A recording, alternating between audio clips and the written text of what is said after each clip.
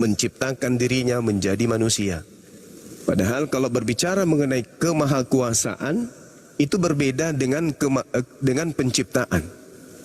Kalau Tuhan mengadakan makhluk di luar dirinya, maka itu yang bekerja adalah sifat pencipta. Salam satu Tuhan.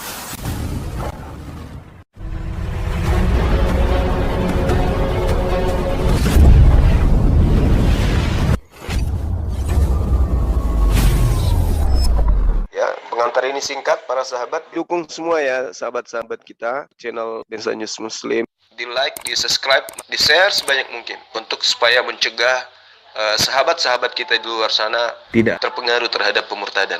Semoga Allah memberikan selalu sikap istiqamah. Salam satu Tuhan, Allahu Akbar.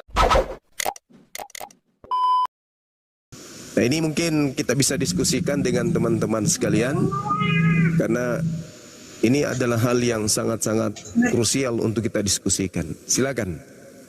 Bang Suma, benar, aku datang bukan kehendakku, tetapi Bang Suma harus juga baca di ayat-ayat yang lain, bahwa di situ ada kolerasinya, bahwa di mana firman itu turun menjadi manusia, bahwa aku dan Bapa itu adalah satu. Sesungguhnya mereka adalah satu, dan nyatanya bahwa Yesus itu, bahwa dia kembali dengan mulia, dia mati dan dia bangkit kembali. Nah, tidak ada satu orang nabi pun yang mati dan bangkit kembali. Dan dia akan datang lagi. Berarti bahwa Yesus itu, dia adalah Allah itu sesungguhnya, Bang Suma. Jadi konsep kekristenan itu memang finally kita sudah mengakui bahwa Yesus itu adalah Tuhan. Terlepas misalnya Islam membantah itu tidak ada masalah. Karena itu memang pemikiran atau pemahaman dari konsep keislaman itu berbeda dengan konsep kekristenan. Sehingga ya memang kalau misalnya ada perbantahan, memang sudah dari sananya bahwa akan ada penyesat-penyesat yang datang untuk menyesat domba-domba yang sudah percaya kepada Yesus itu adalah Tuhan. Oke, baik. Mohon izin sahabat yang lain. Jadi inilah yang saya katakan bahwa di tengah-tengah kita itu pasti ada konsep yang keliru. Konsep kelirunya yang pertama ketika bukan domba mengaku domba. Bukan Bani Israel mengaku Bani Israel. Bukan pengikut para nabi ngaku pengikut para nabi. Pentuhan Yesus ngaku-ngaku pengikut Yesus. Serigala berbulu domba ngaku-ngaku domba. Ini memang penyesat itu ada. Dan konsep keliru itu harus diluruskan. Kenapa? Karena ajaran ini diperintahkan untuk diajarkan kepada generasi Islam juga. Beritakanlah Injil kepada seluruh makhluk, termasuk anak-anak Islam. Harus diinjilin anak-anak Islam itu, bahwa Tuhan pencipta langit dan bumi menjadi manusia. Maka keberadaan kami kemudian membantai itu. Jadi jangan salah paham, jangan tersinggung, jangan merasa terhujat, jangan merasa kemudian dikucilkan. Tetapi kewajiban kami untuk menghalau ajaran penginjilan kepada umat Islam yang mengajarkan pencipta langit dan bumi itu menjadi manusia. Silakan dengan konsep saudara, tapi sangat disayangkan konsep itu adalah konsep yang tidak diajarkan oleh Yesus. Bahkan Yesus tidak pernah mengajarkan itu, bahwa pencipta langit dan bumi menjadi aku. Tak ada. Bahkan dengan pengakuan Yesus yang saya katakan tadi, Yohanes 8:42, menggugurkan semua akal-akalan yang ada.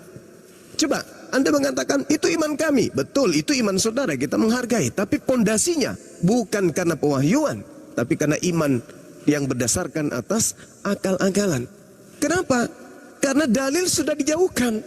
Yang ada adalah iman. Kalau iman sudah diteguhkan, maka semua dalil akan tunduk kepada apa yang menjadi hal yang kita imani.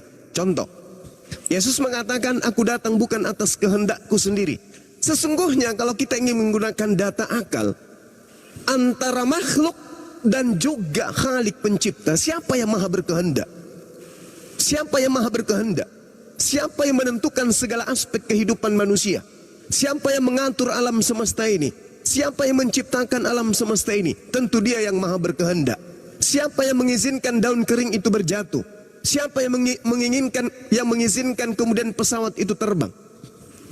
Kapal laut kemudian berlayar di tengah laut. Itu siapa? Atas izin siapa? Atas kehendak siapa itu bisa terjadi? Tentu atas kehendak Sang yang Maha Berkehendak. Kita dudukkan Yesus. Jauh sebelum Kristen di Indonesia ini ada, dari mulutnya sendiri dia mengaku, aku datang bukan atas kehendakku, aku atas kehendakku. Kalau demikian berarti Yesus bukan Tuhan. Kenapa bukan Tuhan? Karena ternyata apapun yang menjadikan Kristen tunduk berserah diri menyembah kepada Yesus, Yesus yang disembah ini kedatangannya pun bukan atas kehendaknya. Lalu mau kayak mana lagi? Ada oknum yang dituhankan yang tidak maha berkehendak. Kayak mana? Maka saya katakan konsep itu tolong coba dipikirkan lagi. Kalau masih bisa diluruskan. Aku datang bukan atas kehendakku sendiri. Artinya Yesus, Sang Yesus bukanlah yang maha berkehendak. Dia masih pesuruh, dia masih kurir, tapi dituhankan. Malah dalil demi dalil. Apa kata di dalam Yohanes 3 nomor 16, Bung? Ini berat untuk Anda terima. Tapi mau kayak mana lagi? Itu tertulis dalam kitab saudara. Begitu besar kasih karunia Bapa. Apakah Yesus Bapa? Bukan. Begitu besar kasih Bapa akan dunia ini, Bapa kemudian menganugerahkan anaknya yang tunggal. Supaya siapa yang percaya kepada anaknya, maka akan memperoleh hidup yang kekal. Tidak akan mati di dalam dosanya. Yang menolak mati dalam dosa. Sekarang, yang menjadi tolak ukur yang harus dipercaya siapa? Bapak-bapak gereja, Paulus, pengarang kitab kanonik, pendeta, pastor, jemaat Kristen, atau Yesus. Orang berpikir bang, orang sehat akal pasti berkata, menurut Yohanes 3:16 yang harus dipercaya adalah Yesus. Nah sekarang, mari kita kembali kepada Yesus. Percayakan kepada Yesus. Wahai Yesus, kamu ke atas muka bumi ini, katanya kamu Tuhan ya, yang menjadi manusia. Apa kata Yesus? Yohanes 8:42, aku datang bukan atas kehendakku. Lah, kalau Anda datang bukan atas kehendak Anda, berarti yang berkehendak Anda datang itu bukan Anda. Ya emang, Bapakku lebih besar daripada aku. Aku tidak bisa berkata-kata dari diriku. Aku tidak bisa berbuat apa-apa dari diriku. Bapakku yang di surgalah yang melakukan itu semua. Aku hanya perantara. Tetapi oleh karena iman sudah kudu menjadi level tertinggi, maka semua dalil-dalil yang digunakan Yesus terpatahkan oleh doktrin. Nah sekarang siapa yang tepuk tangan? Ketika ada makhluk yang tidak berkehendak dituhankan. Yang tepuk tangan siapa di sini? Sedangkan kami umat Islam diterangkan sangat jelas, wala tattabi'u khutuwatis syaitan. Wahai umat Islam yang diinjilin, jangan kau mengikuti langkah-langkah setan. Innahu lakum aduwwum mubin. Sesungguhnya yang mengajarkan kalian menyembah kepada sesama kalian manusia itu adalah musuh nyata bagimu. Nah, ini saya harus sampaikan. Kenapa? Karena Kristen juga diperintahkan untuk menginjili umat Islam. Jadi silakan Anda bantah, buktikan bahwa yang maha berkehendak itu adalah Yesus. Silakan Bang. Saya menjawab bahwa di dalam Yohanes 4 ayat 1 sampai 38 itu saya belum bahas, bahwa saya mau sampaikan bahwa Yesus itu dia sudah ada sebelum Abraham ada. Itu saya mau menjawab bahwa Yesus itu sudah ada, ya, bahwa dia sudah ada sebelum Abraham, sebelum bumi ini terbentuk dia sudah ada, ya. Tapi yang kita kenal saat ini adalah Yesus Kristus. Dulu orang mengenalkan dia adalah Elohim itu sendiri, ya. Nah, bagaimana kita bisa mengakui bahwa semua bangsa mengakui dia, termasuk kami, orang Indonesia juga harus menyembah dia, ya. Nah, karena berdasarkan Yohanes 4:1-38, bahwa percakapan dengan perempuan Samaria, ya kita lihat, kita lihat ya, bahwa di mana Yesus datang dan seorang perempuan Samaria ini dia bukan orang Yahudi, bahwa dia orang campuran, ya. Tetapi Yesus tahu bahwa dia itu siapa. Nah, oleh karena itu Yesus berjumpa dengan seorang Samaria tersebut, bahwa Yesus meminta air kepada dia. Pada waktu tradisi orang Yahudi bersinggungan dengan orang yang bukan Yahudi itu sudah berdosa, ya. Tetapi bagaimana Yesus itu datang menjumpai dia? Bahwa Yesus ingin memperkenalkan dirinya bukan hanya untuk bangsa Yahudi saja, tetapi bagi seluruh umat manusia termasuk Bang Suma juga. Tetapi bukan berarti kami menginjil Bang Suma itu terlepas. Kalau misalnya Bang Zuma atau dengan kawan-kawannya tidak menerima hal itu, tidak ada masalah. Dan itu pun Yesus berkata bahwa ketika kamu pergi dan diterima oleh orang di rumah itu, maka duduklah dengan mereka. Tetapi ketika mereka menolak, maka pergi, kebaslah kakimu dan pergi. Itu tidak ada masalah, karena itu adalah masalah keimanan. Maka Yesus berkata, jika engkau tahu bahwa tentang karunia Allah dan siapakah dia yang berkata kepadamu, berilah aku minum, niscaya engkau telah meminta kepadanya dan ia telah memberikan kepadamu air hidup. Ya, coba kata Yesus. Kata perempuan itu kepadanya, Tuhan, engkau tidak punya. Bayangkan Tuhan, ya, dia katakan, Tuhan, engkau tidak punya timba dan sumur ini amat dalam. Dari manakah engkau memperoleh? Itu kali ini kata garis bawain Bang Suma, bahwa dia mengatakan Tuhan memperoleh air hidup ini. Adakah engkau lebih besar daripada bapa kami Yakub yang memberikan sumur ini kepada kami dan yang telah minum sendiri dari dalamnya, ia serta anak-anaknya dan ternaknya? Jawab Yesus kepadanya, barang siapa minum air ini, ia akan haus lagi. Tetapi barang siapa minum air yang akan kuberikan kepadanya, ia tidak akan haus untuk selama-lamanya. Sebaliknya, air yang akan kuberikan kepadanya akan menjadi mata air di dalam dirinya yang terus-menerus memancar sampai kepada hidup yang kekal. Haleluya. Kata perempuan itu kepadanya, Tuhan, berikanlah aku air itu supaya aku tidak haus dan tidak usah datang lagi ke sini untuk menimba air. Kata Yesus kepadanya, pergilah, panggillah suami dan datang ke sini. Kata perempuan ini, aku tidak mempunyai suami. Kata Yesus kepadanya, kata Yesus kepadanya, tepat katamu bahwa engkau tidak mempunyai suami, sebab engkau sudah mempunyai 5 suami. Luar biasa, Tuhan itu bisa tahu bahwa si perempuan itu punya 5 suami. Dan yang ada sekarang padamu bukanlah suamimu. Dalam hal ini engkau berkata benar. Wah, luar biasa kan? Kata perempuan itu kepadanya, Tuhan nyata sekarang padaku bahwa engkau seorang nabi. Nenek moyang kami menyembah di atas gunung ini, tetapi kamu katakan bahwa Yerusalem tempat orang menyembah. Kata Yesus kepadanya, percayalah kepadaku, hai perempuan, saatnya akan tiba bahwa kamu akan menyembah Bapa. Ingat, kamu akan menyembah Bapa, bukan di gunung ini dan bukan juga di Yerusalem. Kamu menyembah apa yang tidak kamu kenal. Kami menyembah apa yang kami kayaknya kepanjangan ya. Datang dari bangsa Yahudi, tetapi saatnya akan datang dan sudah tiba sekarang bahwa penyembah benar akan menyembah Bapa dalam roh dan kebenaran. Jangan poinnya tuh. Menghadapi penyembah demikian. Poinnya aja Bang, ini kepanjangan dan kayaknya nih. kita menyembah dia harus menyembahnya dalam roh dan kebenaran. Nah itu dia. Maka saya mengatakan bahwa kita tidak lagi bukan berbasis terhadap orang Yahudi, tetapi Yesus mengajarkan kita untuk menyembah di dalam roh dan kebenaran. Kayak gitu. Oke, baik. Kayak gitu Bang Suma. Itu cukup dulu di situ. Oke. Jadi saudaraku, Anda sedang menjelaskan doktrin dan iman Anda dengan mengais-ngais pernyataan-pernyataan Yesus, dengan cara Anda melupakan siapa Yesus menurut Yesus. Kan tadi saya awali, aku datang bukan atas kehendakku. Anda membantah dalil itu dengan mengatakan, aku ada sebelum Abraham ada. Itu tidak bisa mengobati, bisa mengobati konsep yang Anda bawa, konsep yang luka.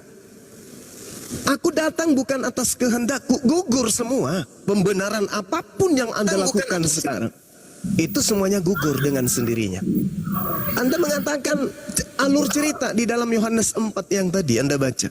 Justru ketika Yesus menjelaskan tentang dirinya, menjelaskan tentang minuman, menjelaskan tentang makanan atau apapun itu, endingnya orang-orang percaya pada masa itu bahwa dia adalah nabi. Anda sendiri yang membacanya. Seorang nabi datang menjadi nabi memang benar, bukan atas kehendaknya sendiri. Coba Anda baca di dalam Yohanes 3 nomor 34. Siapapun yang diserahi tugas untuk menyampaikan firman, maka pada dirinya ada roh Allah yang tak terbatas. Yesus melakukan itu. Kenapa Yesus melakukan itu? Pertama, dia nabi. Roh Tuhan padanya tidak terbatas. Jadi kalau Yesus ingin membelah bumi, dia belah bumi ini. Kalau Yesus kemudian ingin membagi bumi ini menjadi tiga bagian, terbagi 3 bagian bumi ini. Ketika Yesus ingin membangkitkan orang mati, bangkit orang mati tersebut. Ketika Yesus ingin membuat orang lumpuh berjalan, berjalan orang tersebut. Kenapa rupanya? Karena Yesus itu adalah utusan Tuhan. Yesus itu adalah manusia yang datang bukan atas kehendak dirinya sendiri, tapi atas kehendak siapa? Kehendak Tuhan pencipta langit dan bumi. Apa yang salah dengan itu semua? Apa yang salah? Sedangkan Yesus mengatakan, coba Anda lihat narasi yang Anda bangun tadi. Lanjutkan ke data 34. Kata Yesus kepada mereka, kepada Bani Israel loh ya, bukan kepada Kristen. Makananku adalah melakukan kehendak Tuhan yang mengutus aku dan menyelesaikan pekerjaannya. Ini apa maksudnya? Kesaktian Yesus, mukjizat Yesus, kekuatan Yesus. Apakah itu dari dirinya sendiri? Bukan. Yohanes 5 nomor 36. Ada kesaksianku yang lebih penting dari kesaksian pendeta Yohanes Pembaptis, apalagi hanya pendeta, apalagi hanya bapak-bapak gereja, apalagi jemaat biasa, bahwa semua pekerjaan yang aku lakukan, membangkitkan orang mati, membuat orang lumpuh berjalan dan seterusnya, bla bla bla bla bla, pekerjaan-pekerjaan itu justru yang sedang aku lakukan sekarang ini bersaksi. Jadi pekerjaan yang membuat Anda menuhankan Yesus, justru pekerjaan itulah yang bersaksi kalau Yesus itu bukan utusan setan, tapi utusan Tuhan. Aku datang bukan atas kehendakku sendiri. Nah, kalau Anda mengatakan aku ada sebelum Abraham ada, Salomo jauh lebih hebat, Bung. Salomo jauh lebih hebat. Di dalam Amsal 8 nomor 22 Anda baca satu runut, apa yang dikatakan Salomo? Aku ada sebelum langit digariskan. Aku ada ketika samudra hendak diciptakan. Aku ada ketika alam semesta kemudian ingin diadakan. Salomo yang berkata seperti itu. Yesus ada sebelum Abraham ada, itu nggak ada apa-apanya.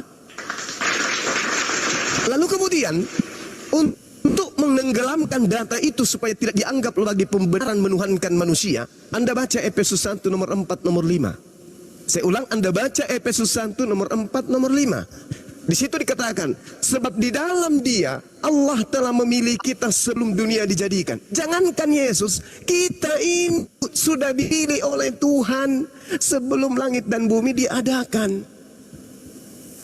Bahkan di dalam Al-Quran surah Al-Araf ayat 172, sebelum kemudian semua ada yang nyata di depan kita ini, Tuhan lebih dulu telah menciptakan kita dari Nabi Adam alaihissalam.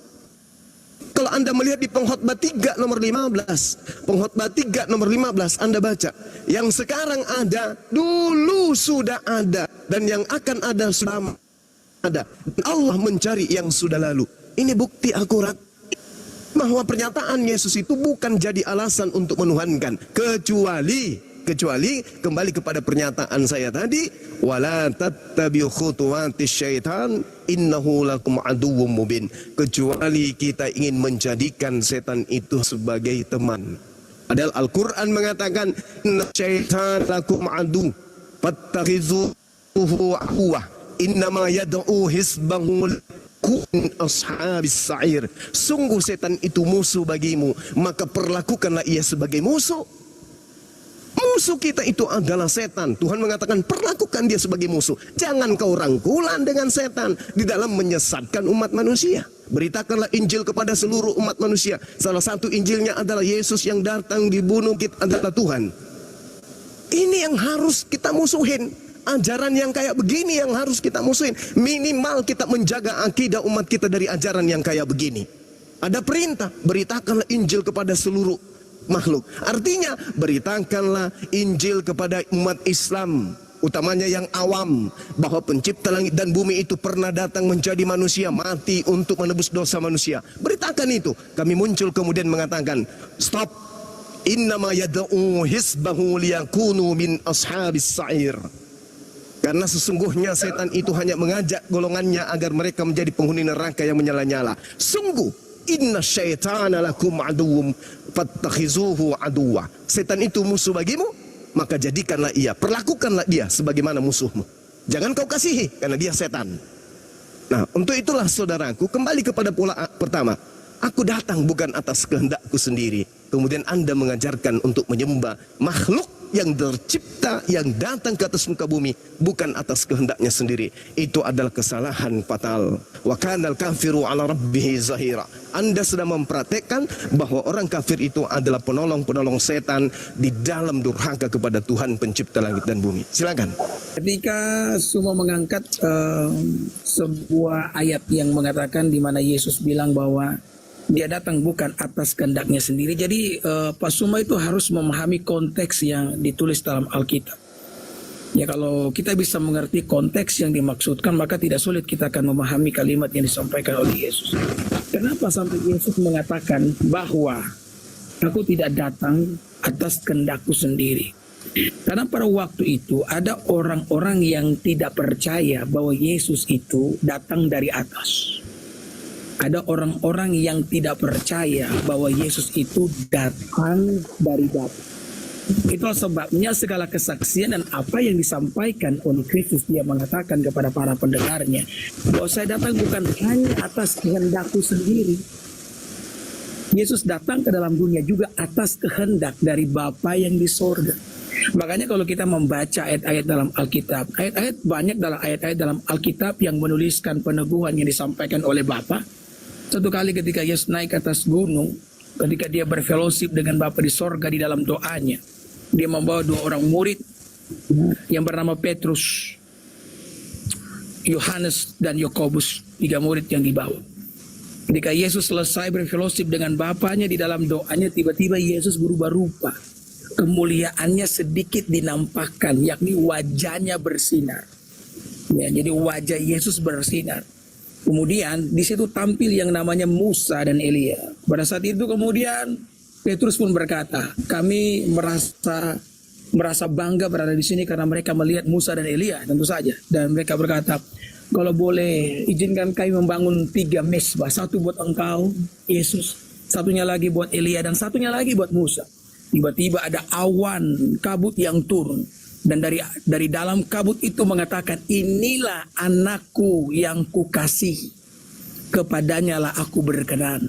Maka ketika kabut itu hilang, Elia tidak ada, Musa tidak ada, yang ada hanyalah Yesus. Seolah-olah benar-benar kalimat itu dikonfirmasikan dan ditujukan kepada Yesus. Jadi waktu Yesus mengatakan bahwa aku datang bukan hanya atas kehendakku sendiri, ya, Yesus mau menegaskan satu hal, bahwa dia juga datang, ya, atas kehendak Bapa juga. Dan Yesus kan ngomong bahwa apa yang Bapa punya adalah aku punya. Jadi kalimat yang Pak Suma sampaikan ini tidak dapat membantah ketuhanan yang dimiliki oleh Yesus Kristus hanya karena dia mengatakan bahwa aku datang bukan hanya atas kehendakku sendiri. Kalimat itu keluar dari mulut Yesus supaya orang-orang yang mendengarkan dia tahu dan percaya bahwa Bapa juga mengutus dia. Ya, saya ingin dengarkan Bang Suma punya respon dari apa yang saya sampaikan ini. Nanti saya juga akan memberikan respon. Ya, silakan Pak Suma. Saya menghargai pendapat saudara, tapi sangat disayangkan ending manifestasi hasil akhir dari pernyataan seorang pendeta hanya bisa sampai level pernyataan, bukan hanya Yesus yang berkehendak, tetapi di situ juga ada kehendak Bapa. Sudah jelas. Di sana yang berkehendak bukan Yesus, tapi yang berkehendak adalah Bapa. Ini sudah jelas, Pak. Ini udah jelas. Bapa sendiri yang mengatakan itu. Pak Pendeta sendiri yang mengakui itu. Aku datang bukan atas kehendakku, tapi yang berkehendak adalah Bapa. Ingat Pak, istilah Bapa itu adalah istilah keakraban antara pencipta langit dan bumi yang mengutus nabi dan rasulnya. Orang yang taat kepada Tuhan, orang yang intim kepada Tuhan, orang yang saleh, orang yang bertakwa kepada Tuhan, itu disebut anak dalam tradisi Yahudi. Tetapi bukan berarti anak dalam bentuk fisik. Coba Anda baca di dalam Amsal 3, nomor 11, nomor 12. Tuhan dipanggil ayah. Tuhan itu dipanggil bapak. Tuhan itu dipanggil orang tua.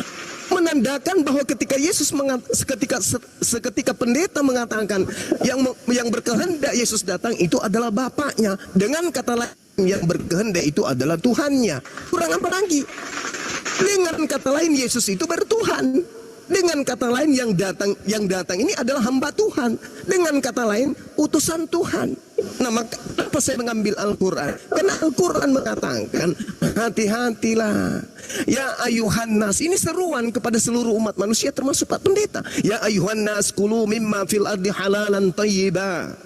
Wahai manusia, makanlah dari makanan yang halal dan yang baik yang terdapat di bumi. Wala tattabi'u khutuwatis syaitan, dan janganlah kamu mengikuti langkah-langkah setan. Innahu lakum aduwwum mubin. Sesungguhnya setan itu musuh nyata bagimu. Musuh nyata. Sekarang mari kita lihat. Ini prediksi, tetapi prediksi ini saya katakan akurat. Pertama, atas siapa? Atas kehendak siapa kemudian manusia Kristen mempertuhankan anak Maria? Atas kehendak siapa?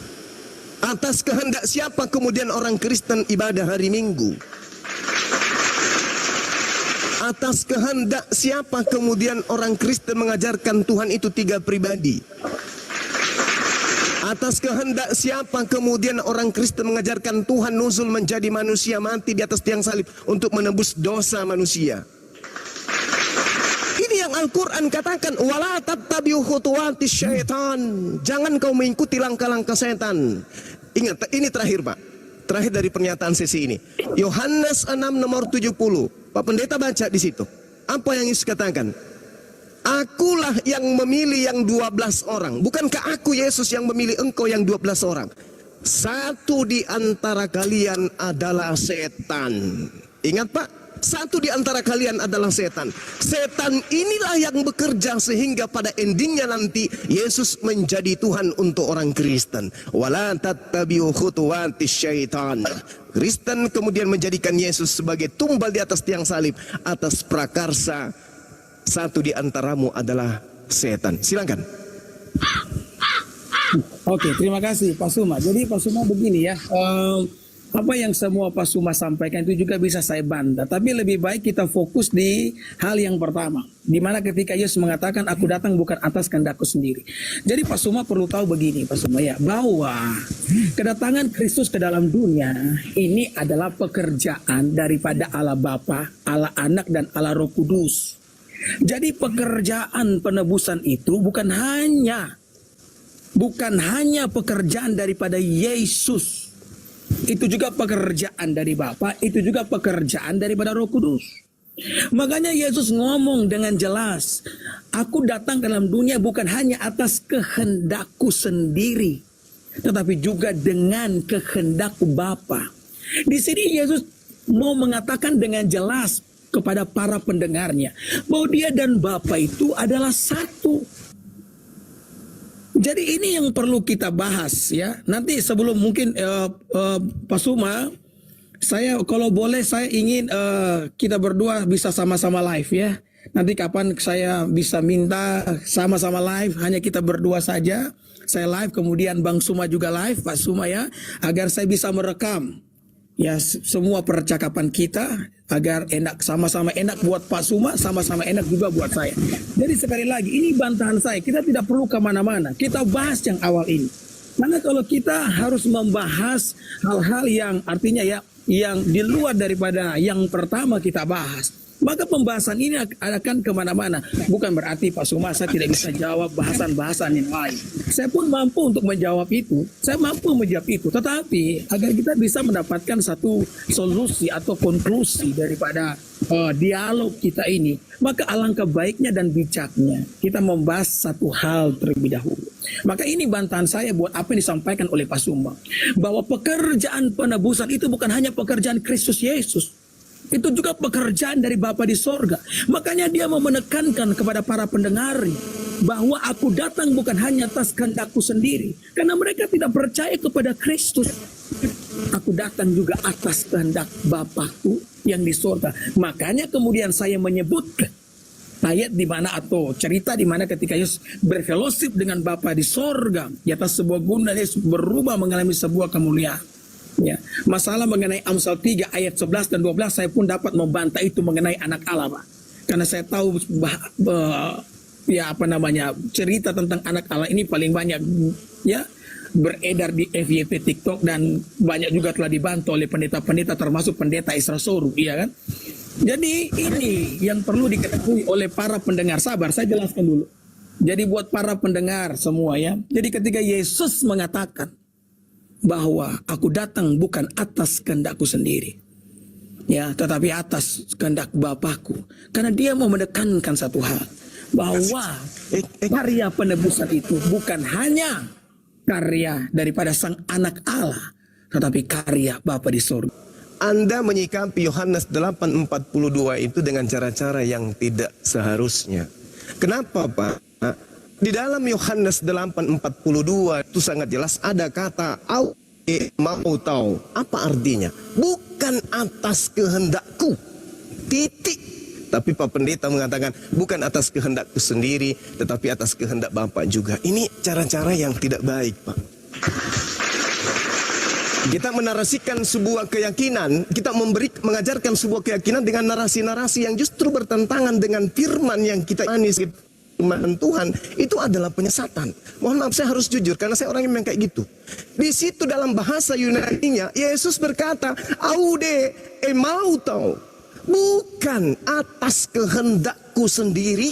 Aku datang bukan atas kehendakku. Bapak Pendeta mengatakan bukan hanya kehendakku saja, tetapi juga kehendak Bapak. Ini cara-cara yang tidak baik. Kalau di gereja mungkin Pak Pendeta bisa kemudian melancarkan aksi-aksi seperti itu. Tapi mohon maaf, di depan Bang Suma, data-data kayak begitu itu sudah terpelihara dan terperinci, sudah saya pelajari. Jadi orang tidak bisa lari, bisa memplesetkan yang dikatakan sebagai kalam Tuhan atau firman Tuhan, meskipun saya tidak imani. Tetapi saya menghargai ini adalah sabda Yesus. Sebagai sabda Yesus jangan dikurangi, jangan ditambahi. Ajarkan dengan jujur, ajarkan dengan benar, ajarkan dengan valid supaya manusia ini tercerahkan.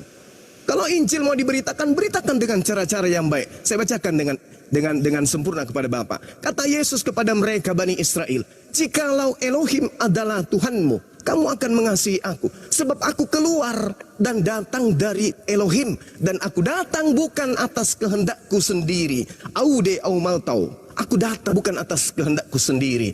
Melainkan dialah yang telah mengutus aku." Bukan atas kehendakku sendiri. Aku datang itu karena kehendak dia. Coba Anda lihat dalam Kisah para Rasul 2 nomor 22. Orang-orang Israel harus tahu. Yang kumaksud adalah Yesus dari Nazaret. Dia adalah manusia. Dia adalah manusia yang ditentukan oleh Elohim. Untuk Elohim melakukan mujizat, tanda-tanda kekuatan di tengah-tengah Bani Israel melalui perantaraan Yesus. Berarti kemampuan yang dilakukan Yesus bermujizat, membuktikan dirinya sebagai nabi, bukan membuktikan dirinya sebagai Tuhan.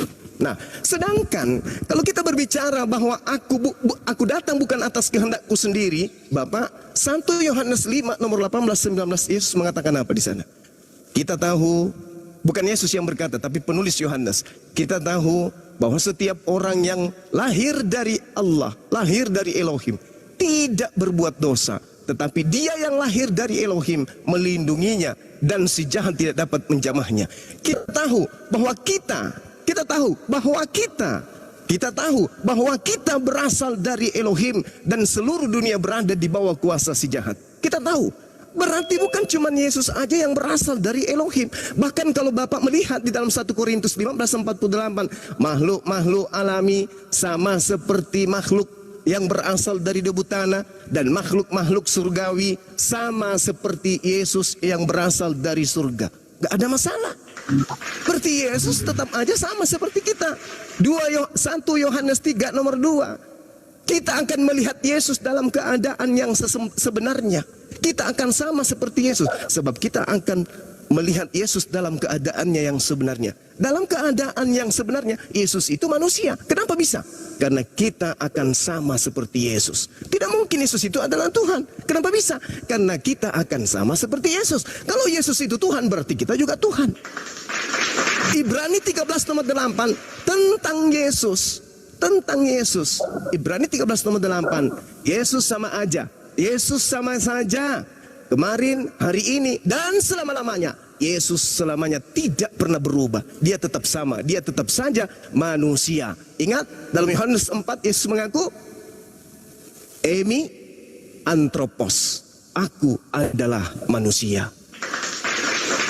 Jadi nggak bisa Pak, nggak bisa kita kemudian menjadikan Yohanes 8:42 itu pembenaran bahwa Yesus datang bukan atas kehendaknya saja, tapi juga kehendak Bapa. Tidak, Yesus mengatakan, aku bukan datang atas kehendakku. Dia tidak mengatakan, aku tidak datang atas kehendakku saja. Bukan begitu Pak Pendeta. Tapi aku datang bukan atas kehendakku. Murni Yesus itu adalah ciptaan Pak. Silakan. Ya, jadi saya mau sampaikan kepada Pak Suma begini. Kalau kita tuh mau menafsir Alkitab, Alkitab itu ayat per ayatnya itu tidak bisa ditafsirkan, itu bertabrakan dengan ayat-ayat yang lainnya. Makanya Alkitab itu harus ditafsirkan secara menyeluruh. Makanya di dalam kekristenan ada yang namanya hermeneutika. Itu ilmu di dalam menafsirkan Alkitab. Jadi ayat yang satu tidak boleh bertabrakan dengan ayat yang lain. Jadi Pak Suma, semua ayat-ayat yang Pak Suma sebutkan tadi, saya bisa bantah semuanya itu. Tetapi semua ayat-ayat yang disebutkan itu, yang disebutkan oleh Pak Suma tadi, itu tidak bisa membantah Yohanes 8 ayat 42. Saya sudah katakan dengan jelas begini Pak Sumaya, bahwa pada waktu Yesus menyampaikan Yohanes 8 ayat 42, saya bacakan. Kata Yesus kepada mereka, jikalau Allah adalah Bapamu, kamu akan mengasihi aku, sebab aku keluar datang dari Allah, dan aku datang bukan atas kehendakku sendiri, melainkan Dialah yang mengutus aku. Jadi ini kalimatnya jelas loh, seperti apa yang saya katakan tadi. Jadi Yesus datang itu bukan hanya atas kehendaknya sendiri, melainkan Bapa yang mengutus dia. Kenapa ada kalimat ini? Jadi ini yang perlu digarisbawahi Pak Sumayam. Ini yang perlu digarisbawahi. Yesus datang dan dia mengatakan bahwa Bapa mengutus dia karena orang-orang tidak percaya akan kesaksian yang disampaikan oleh Yesus. Makanya saya ngomong tadi, beberapa ayat di dalam Alkitab meneguhkan. Bapa sendiri meneguhkan, bukan hanya Yesus yang meneguhkan, yang berbicara tentang kesaksiannya. Bapa di sorga juga meneguhkan kesaksiannya dengan ucapan yang saya sampaikan tadi ketika Yesus naik di atas gunung, mengalami sebuah kemuliaan. Bahkan ketika Pak Sumaya, ketika Yesus itu dibaptis di Sungai Yordan, ya, maka turunlah Roh Kudus dalam bentuk merpati. Ini simbol. Maka terdengarlah suara yang mengatakan, inilah anakku yang kukasihi, kepadanya lah aku berkenan. Jadi ini kesaksian Bapa yang mendukung apa yang Yesus sampaikan mengenai khotbahnya ketika dia berkata bahwa aku datang dari Bapa. Aku datang bukan hanya atas kehendakku sendiri. Bapa yang mengutus aku.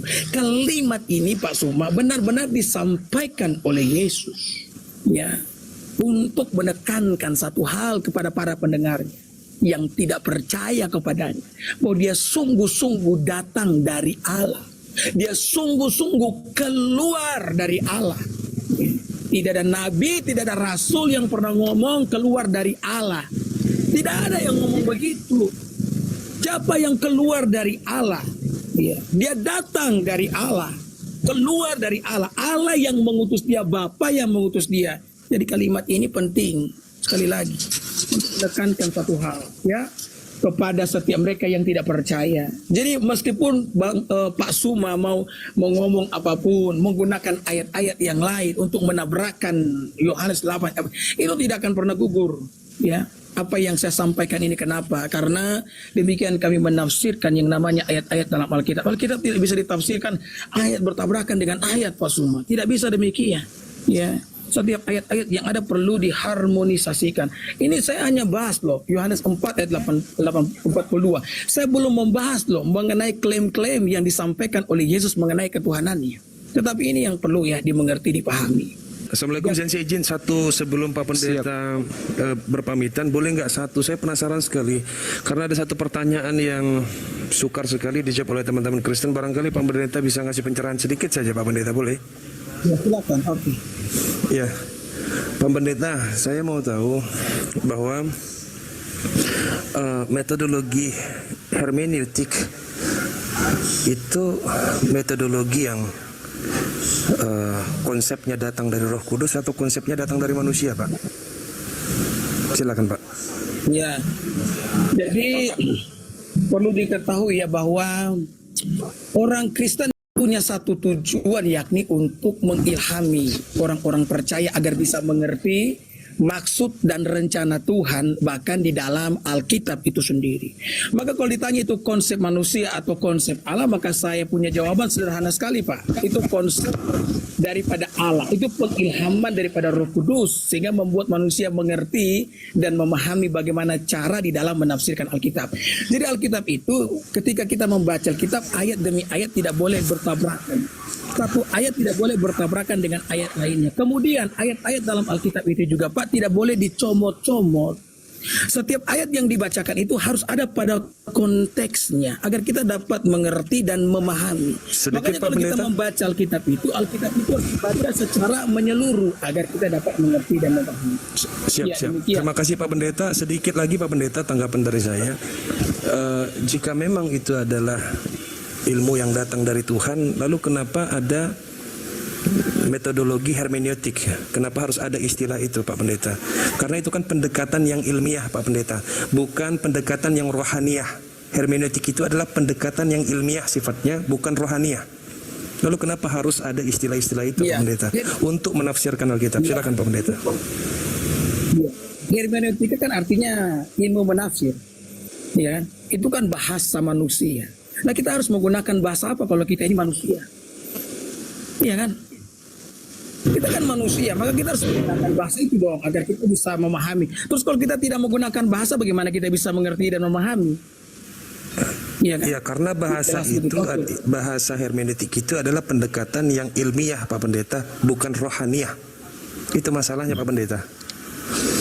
Ya, saya tadi sudah ngomong ya dengan jelas loh bahwa orang Kristen yang percaya kepada Tuhan itu akan diilhami oleh Roh Kudus. Meskipun mungkin dalam prosesnya dia mengerjakannya secara ilmiah. Di dalam itu pun Tuhan pasti akan menyertai. Contohnya nih, saya kasih ya. Ini contoh kitab Lukas. Ini pendekatan ilmiah loh. Lukas pasal 1, Matius, Markus, Lukas ya. Dikatakan begini, banyak orang telah berusaha menyusun suatu berita tentang peristiwa-peristiwa yang telah terjadi antar kita, seperti yang disampaikan kepada kita oleh mereka yang dari semula adalah saksi mata dan pelayan firman. Karena itu setelah aku menyelidiki segala peristiwa itu dengan seksama dari asal mulanya, aku mengambil keputusan untuk membukukannya. Ini kan ilmiah. Tetapi di dalamnya mendapatkan pengilhaman daripada Roh Kudus. Dan kalau diilhami oleh Roh Kudus, saya yakin itu tidak sama sekali akan keluar dari koridor kebenaran. Begitu saya mohon undur diri. Terima kasih semuanya. Sama-sama Pak. Ya, Bang Al, silakan Bang Al. Oke, saya mau nanggapi pernyataan Pak Pendeta tadi, mudah-mudahan dia masih dengar ya. Tadi dia mengatakan bahwa pendekatan hermeneutika itu adalah pendekatan ilmiah ya. Tapi pada faktanya tidak begitu yang dilakukan oleh teman-teman RT 16 itu atau teman-teman Kristen ya. Terbukti waktu pembaptisan di Sungai Yordan itu kan ada 3 uknum. Ya, ada Allah berseru di langit, ada burung yang terbang di udara, dan ada Yesus sedang dibaptis oleh Yohanes. Itu tiga-tiganya pada waktu yang bersamaan, pada tempat yang terpisah. Lalu itu 3 hakikat, ya, 3 oknum. Tetapi teman-teman Kristen ini menerjemahkannya itu satu hakikat katanya. Bagaimana mungkin itu bisa dikatakan ilmiah yang seperti itu? Itu justru bertentangan dengan logika sehat. Seharusnya itu 3 hakikat, 3 oknum, itu baru tepat, itu baru ilmiah namanya, ya. Karena dia satu waktu, tiga bentuk atau 3 pribadi, ya, 3 substansi ya. Jadi tidak bisa dikatakan satu hakikat. Dikatakan satu hakikat itu kalau semuanya berada di dalam satu pribadi, baru 3 hakikat, satu hakikat. Tapi ketika 3-nya dalam 3 pribadi yang terpisah, lalu dipaksakan itu dikatakan satu hakikat, itu namanya membuang akal ke dalam tong sampah menurut saya. Oke, silakan lanjut Gurunda. Baik, mohon izin sahabat-sahabat sekalian. Saya ingin meluruskan tadi 2 kali Pak Pendeta 3 kali kemudian melakukan satu kesalahan fatal. Tetapi itu adalah sebuah penginjilan kalau di gereja itu dianggap sebagai karunia. Ya, karena terlontar dari mulut seorang pendeta. Sangat disayangkan cara-cara ini dipertontonkan di sini. Di dalam bahasa Yunani Yohanes 8:42 itu, bagi teman-teman yang belajar kritik teks, tidak akan pernah ditemukan dari manuskrip manapun adanya bahasa Yunani kata mono di dalamnya. Tidak ada kata mono di situ. Artinya tidak ada kata hanya. Sementara Pak Pendeta setiap kali menyinggung Yohanes 8:42, beliau menyisipkan kata hanya. Jadi dia terjemahkan gini. Kata Yesus kepada mereka, jikalau Tuhan adalah Bapakmu, kamu akan mengasihi aku, sebab aku keluar dan datang dari Tuhan. Dan aku datang bukan hanya. Dia sisipkan kata mono di dalamnya. Ini adalah cara-cara yang sangat-sangat luar biasa ya. Yang Al-Quran sudah jelas-jelas terangkan bahwa wakanal kafiru ala rabbihi zahira. Orang-orang kafir itu adalah teman. Mereka adalah sahabat, mereka adalah saudara, mereka adalah pahlawan bagi setan untuk menyesatkan manusia. Mereka orang-orang kafir itu adalah pahlawan untuk menolong setan di dalam menyesatkan anak keturunan Adam. Dia sisipkan kata mono di sana. Dikiranya kita tidak belajar. Terjemahannya ditambahkan demi untuk mengaburkan Yesus itu adalah manusia, 100% manusia, 100% bukan Tuhan. Jikalau Elohim adalah Bapakmu, kamu akan mengasihi aku, sebab aku keluar dan datang dari Elohim, dan aku datang bukan atas kehendakku sendiri. Tidak ada kata bukan hanya atas kehendakku. Seakan-akan yang berkehendak itu juga adalah Yesus. Na'udzubillah summa na'udzubillah. Inilah level seorang pendeta yang kita hargai, karena itu adalah ilmu dan cara hidupnya memang kayak gitu kurasa. Lalu kemudian jauh daripada itu saudara, di dalam pengajaran beliau tadi, dia mengatakan apa kepada kita? Tidak ada satupun nabi, tidak ada satupun nabi katanya yang keluar dari Tuhan, yang keluar dari Bapa kecuali Yesus. Ini lawak-lawakan apa ngomong kayak gini seorang pendeta? Belajar di mana Pak pendeta ini? Lulusan di mana? Sekolah teologi mana dia belajar orang ini?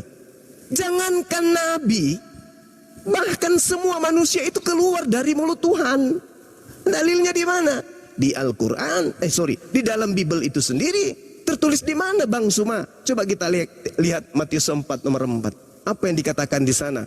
Di situ sangat jelas kitabnya sendiri menarasikan dengan ekporeumai dalam bahasa Yunani. Apa itu? Keluar. Ada tertulis. Ini Yesus yang berkata. Yesus menjawab.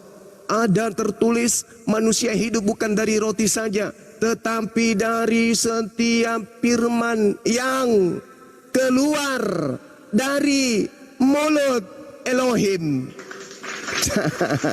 Kapal oleng kapten. Tidak bisa. Kamu di depan orang Islam yang belajar tentang Bible, jangan coba-coba pakai trik di gereja di sini. Malu ente nanti. Hati-hati bernarasi di depan Bang Suma. Hati-hati. Semakin Anda terpelajar, semakin Anda memahami Bible, semakin Anda itu punya titel di gereja berhadapan dengan Bang Suma. Hati-hati, ku bilang. Hati-hati. Lalu yang ketiga, saudara mengatakan bahwa hermeneutika dan seterusnya. Bung, seharusnya kalau Anda benar-benar terpelajar, Anda memahami konsep bahwasanya tidak ada andil kemudian dari pastor, dari pendeta, dari apapun tokoh-tokoh di dalam Kristen itu untuk mentafsirkan tentang Yesus dan tentang Tuhannya Yesus. Kenapa? Karena yang punya hak, yang punya wewenang mentafsirkan tentang Tuhan dan mentafsirkan tentang dirinya, menjelaskan tentang dirinya itu adalah Yesus. Bukan ente-ente padeh, bukan. Apa kata Yesus? Pak Anda lihat dalam Yohanes 8 nomor 14, Yohanes 1 nomor 18, sorry. Apa yang dikatakan? Tidak seorang pun manusia yang pernah melihat Tuhan, tetapi anak yang tunggal yang ada di pangkuan Tuhan, dialah yang apa? Dialah yang eksegoemai, mentafsirkan. Lalu monitor mau tanggapi sedikit? Silakan MP3. Ya, saya tanggapi sedikit dulu ya. bahwa Matius 4 ayat 4 ada tertulis manusia hidup bukan dari roti saja tetapi dari setiap firman yang keluar dari mulut Allah. Bahwa Yesus tidak pernah mengatakan diri kepada orang Yahudi pada waktu itu bahwa dia adalah Allah, tidak pernah mengatakan. Hanya dia berkata kepada seorang perempuan Samaria, dia adalah Mesias, dialah yang berbicara dengan engkau. Nah, di sini dia berbicara bahwa dalam Injil Matius 4 ayat 1 sampai 11 itu berbicara tentang pencobaan Yesus oleh iblis adalah usaha untuk membelokkan Yesus dari jalan ketaatan. Ya, inilah yang namanya nubuat-nubuat, inilah yang istilahnya saat ini yang kita hadapi, bahwa di mana para penyesat-penyesat itu datang untuk membelokkan pikiran umat Kristen yang sedang berpikir, yang memiliki suatu komitmen yang sudah notabene bahwa mereka mempunyai iman yang kuat dan teguh kepada Yesus Kristus itu. Maka Yesus Kristus mengatakan bahwa janganlah goyah, tetap berdirilah teguh. Jadi tidak masalah bahwa Yesus tidak pernah mengakui dirinya dia adalah Allah itu sendiri. Tetapi ini berbicara tentang pencobaan, di mana iblis dicobai oleh Yesus dicobai oleh iblis itu. Jadi kalau misalnya kita berbicara Yesus firman itu keluar dari mulut Allah, Yesus tidak pernah mengatakan dia. Maka berkolerasi dengan Yesus dan Bapa itu adalah satu. Dengan demikian dia adalah Allah itu sendiri dan diwujudkan, dinyatakan dengan kematian dan bangkit kembali. Dan demikian Yesus itu adalah Bapa itu sendiri, betul nggak ya? Menyatakan Bapa itu sendiri, betul nggak ya? Siapa yang kembali lagi pertanyaan begitu? Bang Neplos, doubling noise. Kok saya yang doubling? Enggak lah. Iya, kalau Bang Neplos. Gitu Bang Suma ya. Itu bukan seperti itu pemahaman kami. M3, tapi M3 baik-baik aja tadi. Enggak berarti, bentar, bisa diambil kesimpulan Yesus juga bisa disebut sebagai Bapa itu sendiri ya? Iya, Bang M3. Bang M3. Karena sesuai Bang dengan M3 turun dulu Bang, sesuai dengan noise. Yesaya. Bang M3 turun dulu Bang, doubling. Bang M3 turun Masa dulu. doubling? Iya, turun dulu, naik lagi nanti. Turun aja, nanti saya naikin. Doubling, beneran doubling. Jadi gini, sebenarnya dalam kehidupan ini kan hanya ada dua ajas yang berlaku sebenarnya ya, dasein dan dasolen. Pada dasein itu kan adalah kondisi atau keadaan yang diharapkan, kan begitu. Tapi kalau dasolen itu adalah kondisi atau keadaan yang sebenarnya, kan begitu. Nah ini sebenarnya yang pada akhirnya membuat beberapa metodologi para pengikut Yesus atau orang-orang yang mendengar berita tentang Yesus lalu kemudian menghadirkan berbagai macam cara untuk mengartikan, menafsirkan, memaknai perkataan Yesus. Salah satu metodenya adalah hermeneutik. Sebenarnya makanya tadi saya tanya gini sama Pak Pendeta itu ya, Sensei dengan Pak D, hermeneutik itu pendekatan ilmiah atau rohaniah? Kalau dia sifatnya ilmiah, berarti salah satu syarat yang harus dipenuhi adalah rasional. Itu hermeneutik. Tapi kalau dia pendekatannya rohaniah, nggak butuh rasional. Nggak butuh. Kenapa? Karena udah Tuhan langsung yang memberikan tafsiran itu.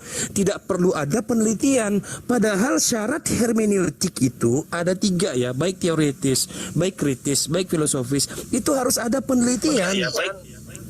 Itu kan harus ada penelitian. Makanya benar kan, Biblos itu adalah hasil dari penelitian. Kan begitu. Ngapain lagi diteliti? Kalau diteliti itu syarat mutlaknya itu harus ada rasio, harus ada akal.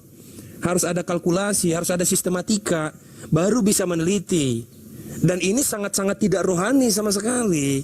Tidak rohani, tapi kalau rohania sifatnya nggak butuh teliti. Langsung aja A, B, C, D sampai Z, sudah selesai. Tidak ada penelitian di dalamnya, tidak ada keraguan di dalamnya. Didengarkan, ditaati, sudah, nggak perlu ditafsir-tafsirkan lagi. Kan gitu, simpelnya kan begitu. Ya kan? Nah, bahayanya adalah hermeneutik yang memang pada perkembangannya sebagai gerakan eksegesis di kalangan gereja, kemudian berkembang menjadi filsafat penafsiran. Nanti banyak itu ya perkembangan filsafatnya. Nanti ada filsafat positivism, lalu masuk lagi kepada era neopositivism untuk menanggapi, untuk menghindar atau menepis pandangan negatif dari postmodernism dan lain seterusnya. Kan, nah ini metode gerakan eksegesis ini sebenarnya. Gerakan eksegesis adalah gerakan tipuan kalau saya bilang ya, gerakan tipuan dengan dalih bahwa gerakan eksegesis itu adalah gerakan Tuhan berdasarkan hikmat dari Roh Kudus. Padahal enggak, rasio itu semua, akal semua yang bekerja di situ. Enggak ada Tuhan bekerja di situ sama sekali, akal semua kok isinya. Begitu. Ya.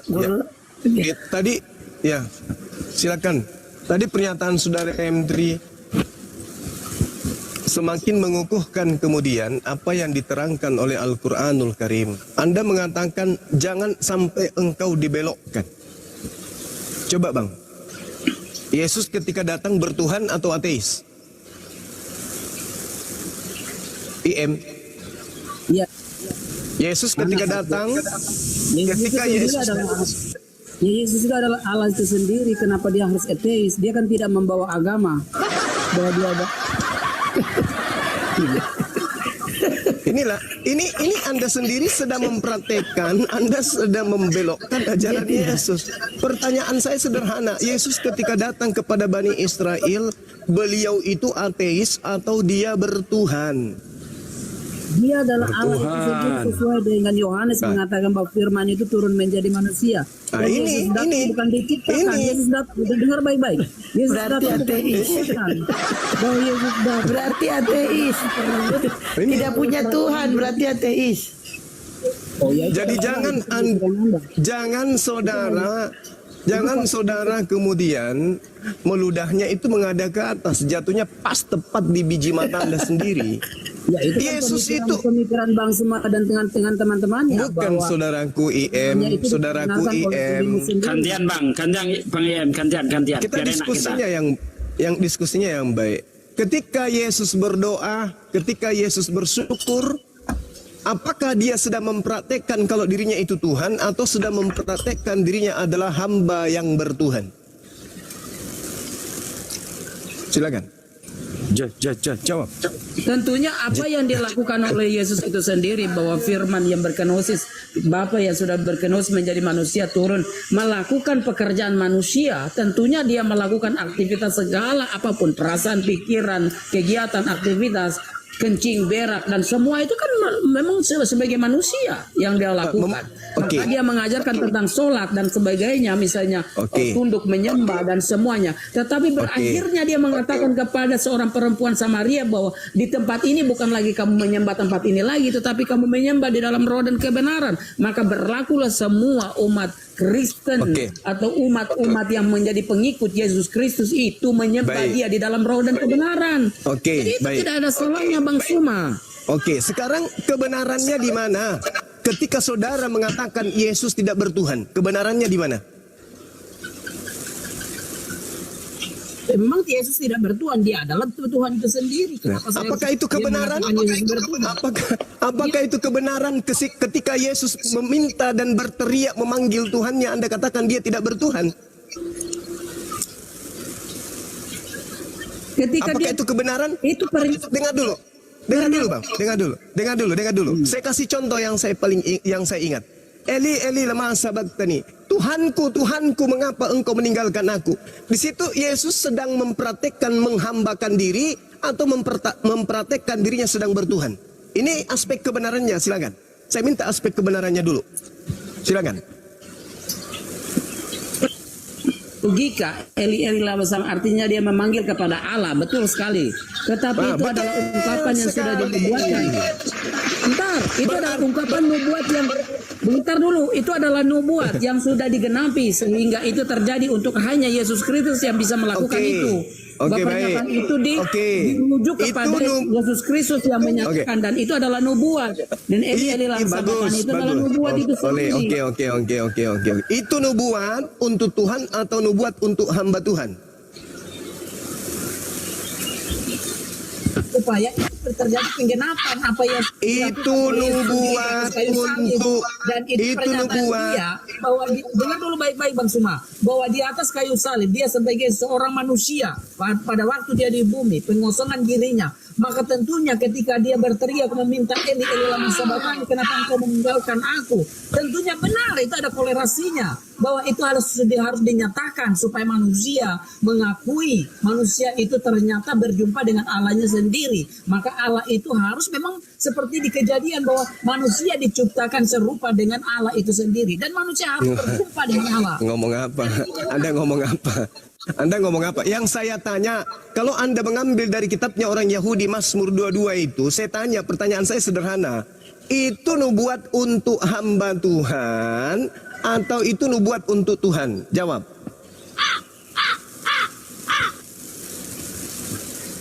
Itu ungkapan yang akan terjadi. Nubuat itu kan akan terjadi untuk Yesus Kristus. Bahwa ternyata itu diperbenarkan. Betul. Bahwa yang Pertanyaan yang akan mengalami crucify, yang akan mengalami crucify itu adalah Yesus Kristus. Maka itu terjadi. Iya, itu nubuat untuk Tuhan lakukan atau untuk hamba Tuhan lakukan? Karena pada waktu dia berada di muka bumi, dia adalah manusia. Berarti sungguhnya dia adalah hamba Tuhan. Hamba Allah itu Tuhan. sendiri. Benar. Hamba Tuhan. Karena dia masih berada di muka bumi, yang tergantung di kayu Hamba salib sebagai Tuhan. seorang manusia Udah yang selesai hamba Tuhan. Berarti Yesus, berarti Anda sudah akui bahwa Yesus itu bertuhan. Karena kita berdalil sesuai dengan Yohanes, firman itu sudah turun menjadi manusia. Mau dibolak-balik bagaimana? Yesus tetap ada manusia. Tetap Tuhan, Oke. bukan manusia. Dia tetap Berarti Tuhan. Anda sudah mengakui bahwa Yesus itu adalah hamba Tuhan. Jadi kan sesuai dengan Bang Suma mengatakan bahwa ini nubuat di Mazmur 22 tentang hal itu, tentang hamba Tuhan. Ya saya harus mengakui bahwa itulah hamba Tuhan karena dia berada di muka bumi. Masya Allah. Sekarang kalau hamba Tuhan dituhankan, apakah itu dibelokkan atau dibengkokkan? Tetapi dia bangkit dan mulia, itulah yang namanya Tuhan. Gitu. Makanya dia bilang Bung, apa? Aku tadi datang kan dari surga. Aku yang tahu tentang surga. Narasi Anda di awal, narasi Anda di awal itu ada yang membelokkan. Makanya iman Kristen itu kuat karena tidak ingin dibelokkan. Sekarang ketika Anda sudah mengakui bahwa Yesus itu hamba Tuhan, dirubah menjadi Tuhan itu sendiri. Pertanyaan saya, itu dibelokkan atau dibengkokkan? Silakan. Tidak ada dibengkokkan, abang Sumaku yang ganteng dan baik hati. Tidak ada yang dibengkokkan. Tidak ada yang dibengkokkan, abang Suma yang ganteng dan baik hati. Tidak ada yang dibengkokkan. Bagaimana Anda mengatakan tidak dibengkokkan? Tadinya hamba Tuhan menjadi Tuhan. Ya, kan? Allahu Akbar. Masya Allah. Abang Suma itu memang cerdas, berarti apa pintar dalam permainan lidah, bercakap lidah ini. Ya, tetapi itu tidak bisa dibantah, Bang. Ya, ini tidak bisa dibantah, Bang Suma. Karena memang pemahaman Anda yang membantah diri Anda sendiri. Anda, saudara saya, yang membantah pernyataan saudara. Anda mengatakan dia mempraktikkan sebagai hamba Tuhan. Dia datang sebagai hamba Tuhan. Dia menggenapi nubuatan sebagai hamba Tuhan. Lalu kemudian Yesus mengajarkan dirinya menghambakan diri, menyembah kepada Bapa. Semalam-malaman dia berdoa, semalam-malaman kemudian dia memohon. Ibrani 5 nomor 7. Sebagai manusia dia telah mempersembahkan doa yang sangat kepada Dia yang sanggup menyelamatkan dia dari maut, dan atas kesolehannya doanya dikabulkan. Nah sekarang ketika ada orang yang berdoa dengan sungguh-sungguh untuk diselamatkan dari maut sampai dia teriak Eli Eli lama sabachthani, Tuhanku mengapa engkau meninggalkan aku, kemudian muncul sekelompok manusia mempertuhankan oknum yang menghambakan diri tersebut, itu membelokkan atau membengkokkan? Jawab. Ya Bang Suma, artinya bahwa hamba Tuhan, di sini hamba Tuhan yang dikatakan hamba Tuhan yang sempurna. hamba Tuhan yang sempurna. Dia yang turun merendahkan diri menjadi manusia, tetapi dia adalah Allah itu sendiri. Tetapi berkenausi, dia merendahkan diri. Ingat, bukan apa? Istilahnya merendahkan hati, merendahkan diri ya. Merendahkan diri sebagai manusia, sehingga manusia itu bisa berjumpa dengan dia, mengajarkan tentang kebaikan, kasih sayang, cinta, dan semua itu diajarkan dengan cara adalah manusia, sehingga manusia dapat mengajar manusia, sehingga kita bisa memanusiakan manusia, sehingga Abang Suma itu bisa mengerti. Nah, kalau misalnya kalau misalnya Bang Suma berbicara dari perspektif keislaman, itu memang tidak bisa, karena Kristen itu lahir duluan, sehingga pembicaraan ini tidak bisa final bahwa Yesus adalah Tuhan, karena dia datang dari sorga, maka dia yang tahu, bukan kita, Bang Suma. Dengan kebangkitan dan mulia itulah kita menyatakan bahwa dia adalah Tuhan itu. Kalau misalnya Yesus, dia disalibkan lalu dia mati dan tidak bangkit, kami pun tidak percaya dengan Tuhan, gitu loh Bang Suma. Oke, baik. Ajaran Islam belakangan, ajaran Kristen lebih dulu. Ajaran Yesus mengajarkan dirinya hamba Tuhan, ajaran Kristen mengajarkan Yesus adalah Tuhan. Kira-kira menurut saudara, duluan mana? Apakah duluan ajaran Yesus daripada ajaran Kristen, atau sebaliknya, ajaran Kristen belakangan, ajaran Yesus duluan? Yang mana yang benar? Bahwa Yesus datang mengajarkan, iya. Kalau misalnya di pertanyaan dibolak-balik, ya Yesus sendiri bahwa dia mengajarkan tentang itu di awalnya. Dia adalah hamba Tuhan itu sendiri. Berarti lebih dulu Yesus mengajarkan dirinya sebagai hamba Tuhan daripada Kristen datang mengajarkan Yesus itu adalah Tuhan. Mana Bukan yang harus begitu. dipercaya? Ajaran Yesusnya atau ajaran Kristennya? Bang Suma, pernyataan itu harus dituangkan, harus dinyatakan, harus diperkatakan, sehingga para penulis, para murid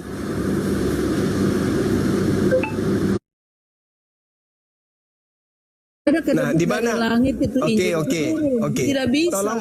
Pernyataan itu harus dinyatakan oleh Yesus dan dituliskan sesuai dengan sejarah arkeologi dan semua pengajaran-pengajaran itu harus dinyatakan dalam sebuah buku, yaitu Alkitab itu sendiri. Baik, tolong Begitu, tunjukkan ke saya mana pengakuan Yesus bahwa dia adalah Tuhan pencipta langit dan bumi.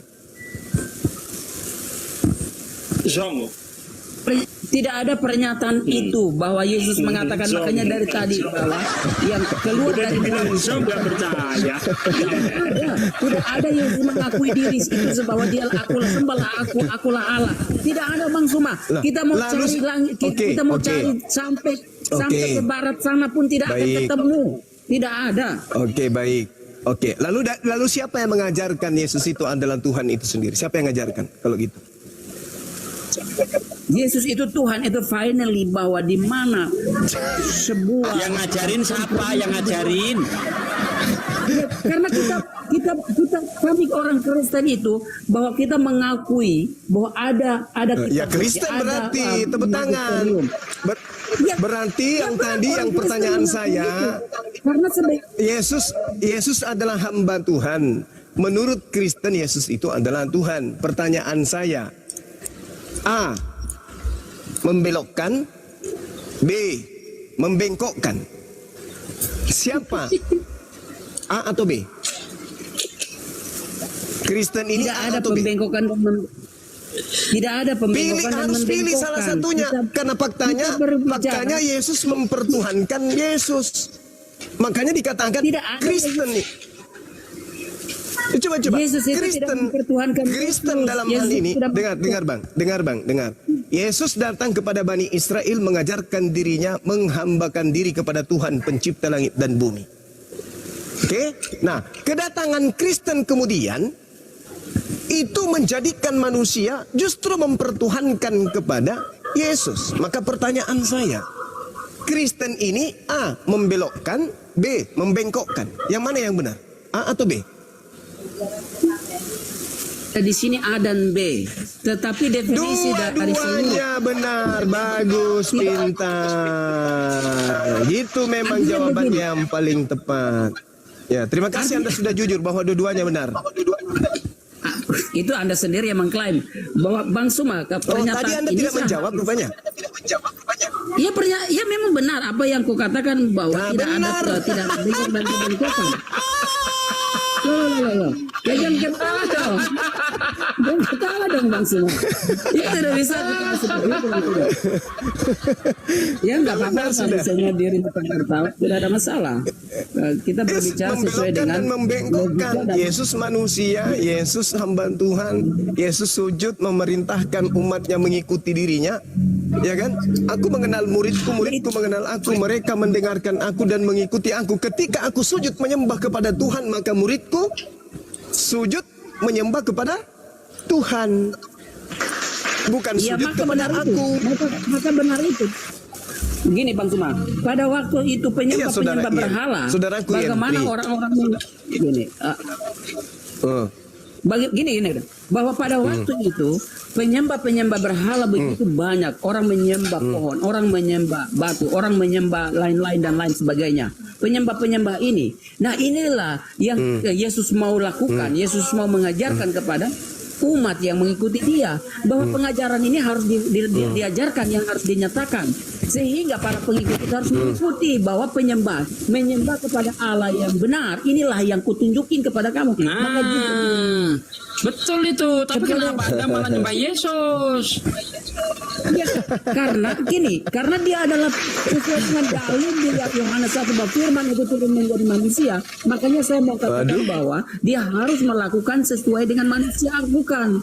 Karena firman itu sudah menjadi manusia. Nah, ketika Oke. kami mengakui bahwa dia itu Allah sendiri, ketika dia mati dan bangkit mulia, duduk di sebelah kanan Allah Bapa, Oke. disitulah kami mengakui Yesus adalah Oke. Allah itu sendiri. Oke. Dan itu sudah Saudara IM. dinubuatkan. Dengar baik-baik. Oke. Itu sudah dengar baik-baik Bang Suma. Itu sudah Oke. dinubuatkan oleh Yesaya bahwa Bapa, Bapa, bukankah engkau Bapa kami? Sesungguhnya Abraham tidak tahu apa yang tentang kami, dan Israel tidak mengenal kami, ya Tuhan. Engkau Oke. sendiri Bapa kami.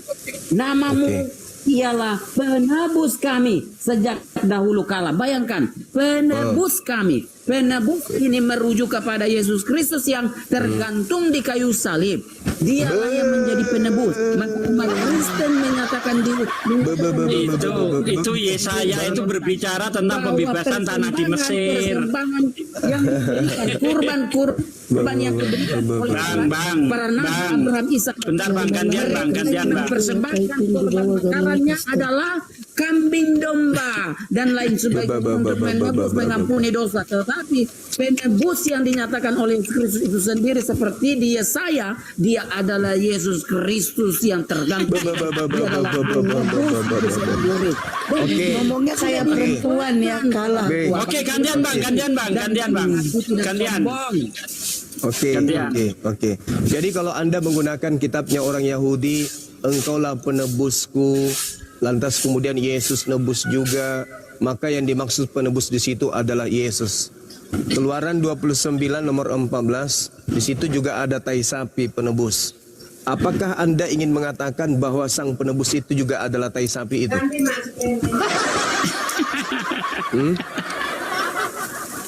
Bang? Baik, toleransinya di mana? Yang mau yang menaik agama Kristen ya. Kan jelas di Keluaran 29 nomor 14, kotoran lembu, tai sapi juga adalah penebus dosa.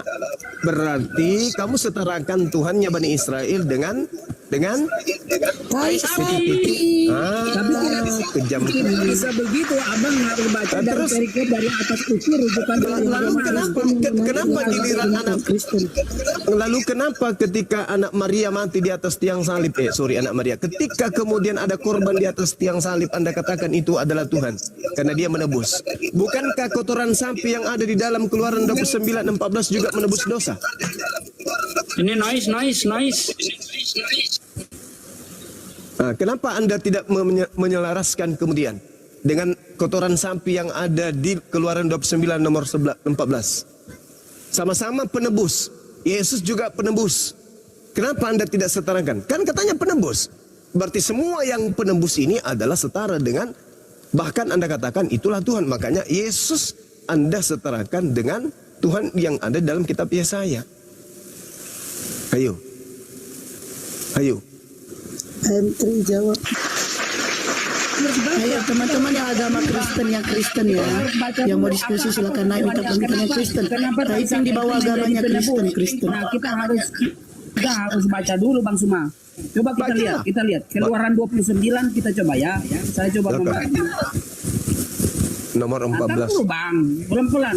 Keluaran 29, Keluaran 29, 11 sampai 14 ya. Taruh dulu. Pelan-pelan, jangan gas. Mana dia nih? 29. Ini dia. 29. Sabar, blokir permanen, sabar.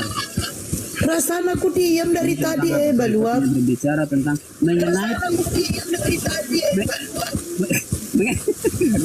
mengenai pentabisan Harun dan anak-anaknya, ya itu perikopnya gitu ya.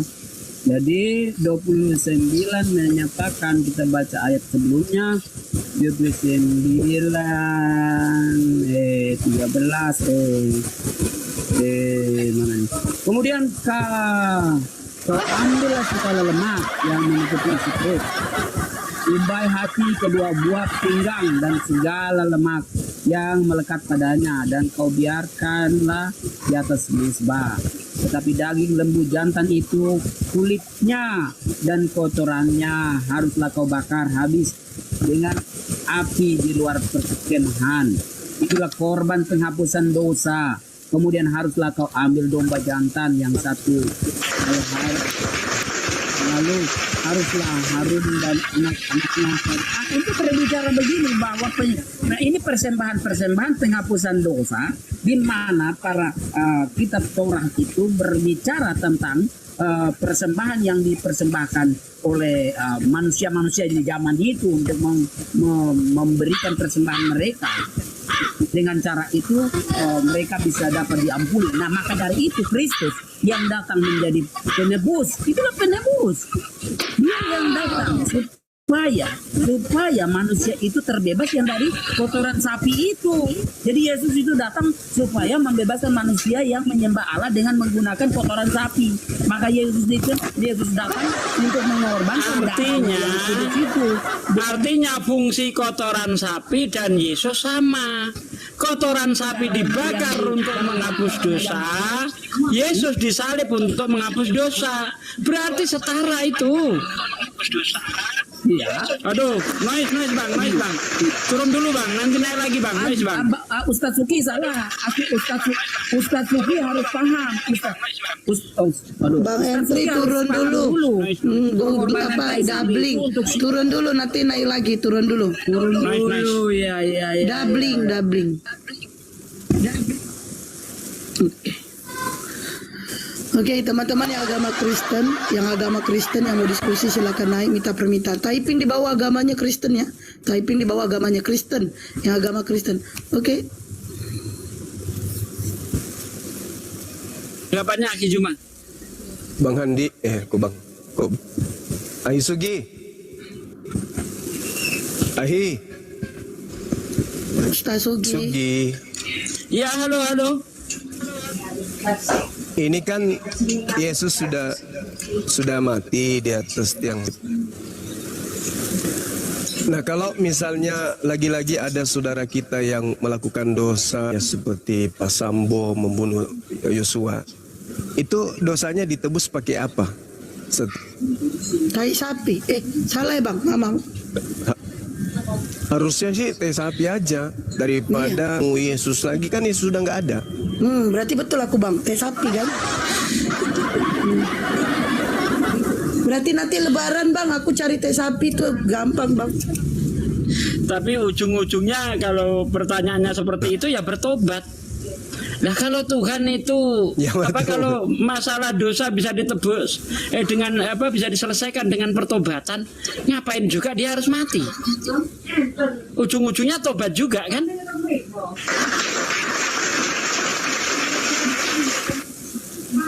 Berarti aku sekarang harus dagang teh sapi Iya, nih. kan saudara Orangnya Entry, udah ada itu. asumsinya silakan lagi dilanjut Bang. Asumsi. Bang Asumsinya Suma, silakan kita ini kan dilanjut, Bang. berdiskusi baik-baik. Tidak ada berasumsi, kita berbicara tentang firman Tuhan. Oke, gitu. Lah tadi Nanti kejadian bahaya kalau kita- Keluaran 29:11 tadi itu bang, itulah korban penebus dosa. Yesus mati di atas tiang salib, itulah korban penebus dosa. Sama atau tidak?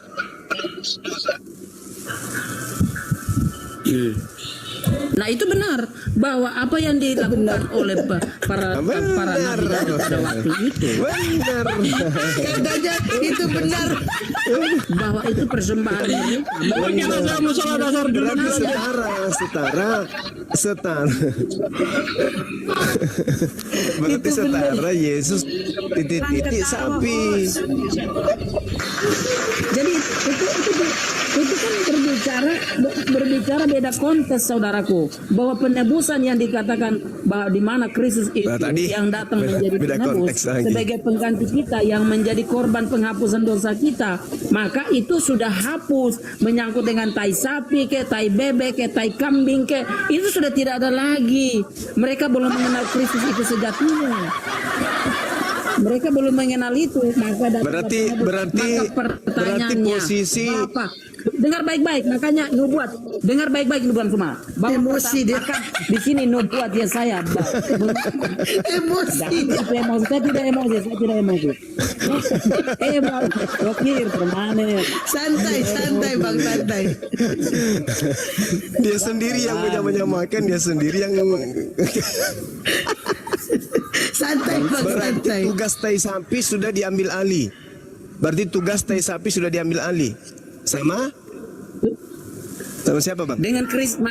Dengan matinya Kristus, makanya Paulus ini apa? Oke. Dengan mati dan bangkitnya Kristus, maka dia itu adalah Udah diakui bahwa tugas tai sapi itu sudah oleh dihapus. Yesus Tai katanya. sapi Itu sudah menurut tidak ada pengakuan gunanya. saudara ya. Bang Suma, tai sapi itu tidak ada gunanya. Tai bebe itu tidak ada gunanya. Karena Tai kambing itu tidak ada gunanya. karena- Mau dicampur dengan apapun iya, tidak ada gunanya.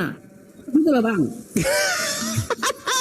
Emosi dia. Karena tugas tai sapi sudah diambil alih oleh Kenapa ketawa Mi? Aduh. iya.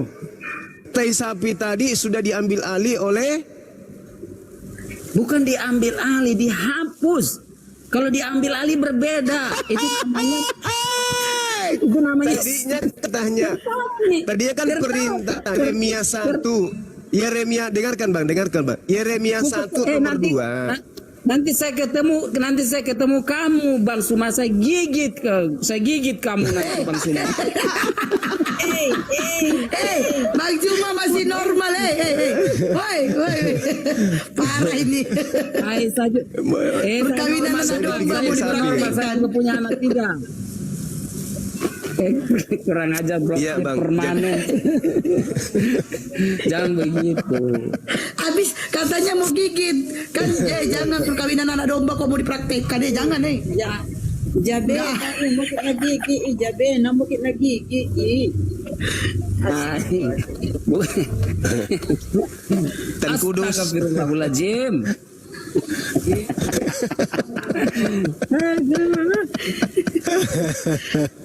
Allah Tapi lucu saudara bagus. saya. Terima kasih Bang Suma dan kawan-kawan. Bang Suma, terima kasih sama kawan-kawan Iya, yang sama-sama, sudah Bang. luar biasa. Sama-sama. Artinya gini, inilah Bang, inilah proses perjalanan siara dalam spiritual ya. Jadi senang sekali dengan berdiskusi dengan kawan-kawan nih. Jadi saya tidak emosi, tapi malahan itu menambah iman bahwa ini ternyata seperti begini, pemahaman Islam seperti. Nah sekarang orang-orang yang menanggapi Bang Suma. Ya baik itu Islam Iya. dan Kristen yang menanggapi. Kalau memang itu Islam itu benar, ya mereka harus mengambil bagian dari kebenaran itu. Kalau memang Kristen itu adalah benar, maka mereka mengambil. Itu terlepas semuanya. Kita cuma memberitakan itu aja. Tapi di sini tidak ada saling menghujat satu sama lain. Mantap sekali Bang. ini. Luar biasa. Hebat kalau Jadi semua teman saya Kristen tambah kayak begini bagus. suatu pengetahuan yang luar biasa yang ditambah-tambahkan oleh kawan-kawanku. Luar biasa, saya salut sekali Siap. dengan sahabat-sahabatku. Mas. Luar biasa loh kalian. Nah, ini. Benar. Kalian tuh ini hebat. tanda Saya akui punya ini kecerdasan tanda-tanda yang sangat luar selangkah biasa. menuju hidayah ini kalau begini.